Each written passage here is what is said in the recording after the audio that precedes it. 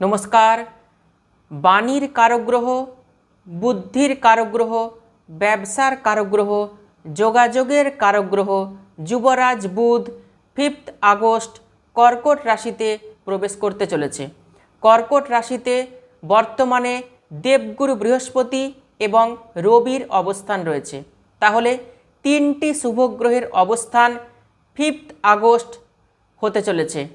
রবি, বুধ এবং বৃহস্পতি, এই 3টি শুভগ্রহের অবস্থানের ফলে যে 6টি রাশির জীবনে শুভ পরিবর্তন আসতে চলেছে তার প্রথম রাশি হলো বৃষ রাশি, দ্বিতীয় রাশি কর্কট রাশি, তৃতীয় কন্যা রাশি, চতুর্থ বৃশ্চিক রাশি, পঞ্চম মকর রাশি এবং ষষ্ঠ মীন রাশি।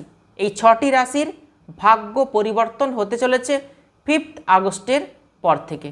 ভালো থাকবেন, সুস্থ থাকবেন। অসংখ্য ধন্যবাদ।